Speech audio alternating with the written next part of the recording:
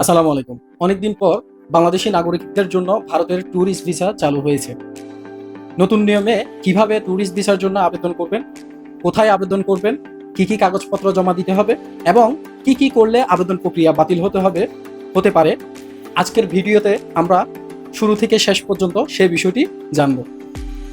তাই ভিডিওটি শেষ পর্যন্ত দেখুন। বর্তমানে বাংলাদেশের 5টি ভিসা সেন্টারের মধ্যে ভারতের ভিসা আবেদন প্রক্রিয়া সম্পন্ন করা যাচ্ছে: ঢাকা, চট্টগ্রাম, সিলেট, রাজশাহী, খুলনা।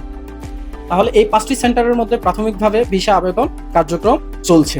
বাকি সেন্টারগুলো আপাতত বন্ধ আছে, কিন্তু ভারতীয় হাইকমিশন বলেছে ধীরে ধীরে তারা বাকি সেন্টারগুলো খুলে দিবেন। কিন্তু আপনারা যারা বর্তমানে আবেদন করবেন, এই 5টি সেন্টারে আবেদন করতে পারবেন। আবেদন শুরু করার আগে আপনার কাছে অবশ্যই এই ডকুমেন্টগুলো মাস্ট বি থাকতে হবে। প্রথম হচ্ছে 6 মান্থ ভ্যালিডিটি পাসপোর্ট,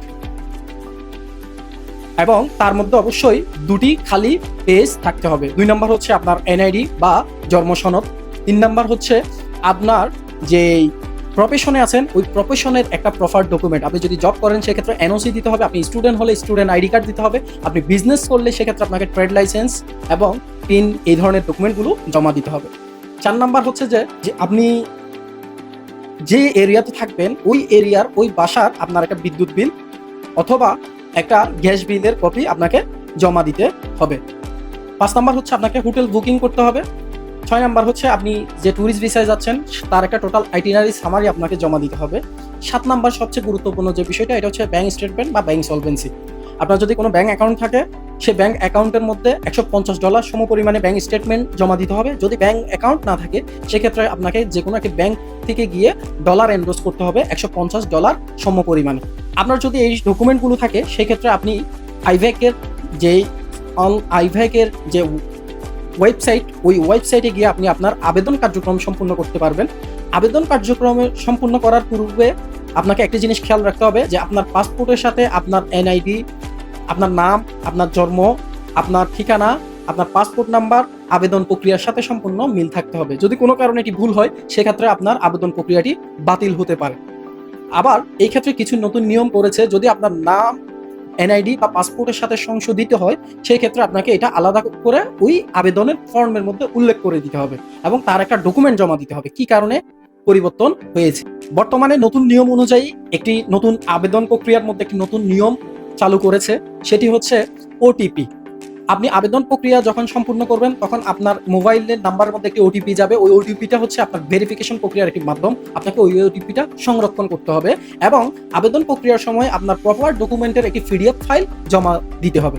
আবেদন প্রক্রিয়ার পরে সবচেয়ে গুরুত্বপূর্ণ যে বিষয়টি সেটি হচ্ছে অ্যাপয়েন্টমেন্ট। আপনি যে 5টি ভিসা সেন্টারের নাম বলেছি এর যে কোনো একটির আশেপাশে থাকলে আপনি সেখানে অ্যাপয়েন্টমেন্টের জন্য অনলাইনে আবেদন করবেন। অ্যাপয়েন্টমেন্ট আবেদন করার সময় অ্যাপয়েন্টমেন্টের ফি হিসাবে 1500 টাকা আপনাকে জমা প্রদান করতে হবে। এরপরে সর্বশেষ যেদিন আপনার অ্যাপয়েন্টমেন্ট ডেট আসবে ওই সময় আপনাকে এম্বাসিতে যেতে হবে এবং আপনার সকল ডকুমেন্ট আপনার এম্বাসিতে জমা দিতে হবে। এম্বাসিতে সাধারণত ওই দিন 3টি কাজ হয়। একটা হচ্ছে আপনার বায়োমেট্রিক ওরা নিবে, 2 নাম্বার হচ্ছে আপনাকে ছবি তুলবে, 3 নাম্বার হচ্ছে আপনার যে ডকুমেন্টগুলোর কথা আমি বলেছি প্রত্যেকটা ডকুমেন্ট সঠিকভাবে আপনাকে ওখানে জমা দিতে হবে। এবং সর্বশেষ আপনাদের সকলের প্রতি আমার কিছু গুরুত্বপূর্ণ টিপস থাকবে, সেগুলো হচ্ছে যে আপনারা যারা ইন্ডিয়ান ট্যুরিস্ট ভিসার জন্য আবেদন করবেন অবশ্যই আবেদন করার ক্ষেত্রে কোনো ধরনের ভুল করবেন না। আপনি যদি আপনার পাসপোর্টের সাথে বা ডকুমেন্ট যেগুলো জমা দিবেন সেগুলোর সাথে যদি আবেদন প্রক্রিয়ার মিল না থাকে সেক্ষেত্রে আপনার ভিসা বাতিল হতে পারে। 2 নাম্বার হচ্ছে যে আপনারা কোনো দালাল বা থার্ড পার্টির খপ্পরে পড়বেন না, কারণ দালাল বা থার্ড পার্টির খপ্পরে পড়ে সেই ক্ষেত্রে আপনি এমনও হতে পারে আপনার ভিসার কার্যক্রমটা আপনি হারাতে পারেন। 3 নাম্বার হচ্ছে যে আপনি আমাদের মধ্যে অনেকেই দেখি যে নির্দিষ্ট সময়ের মধ্যে আবেদন না করে আমরা অপেক্ষা করি। এই জিনিসটা আমরা না করে নির্দিষ্ট সময়ের মধ্যে আমাদেরকে আবেদন প্রক্রিয়াটা সম্পূর্ণ করলে ভালো হবে।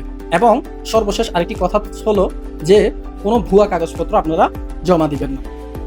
ভুয়া কাগজপত্র যদি প্রমাণ হয় সেক্ষেত্রে তারা আপনাকে ভিসা দিবে না।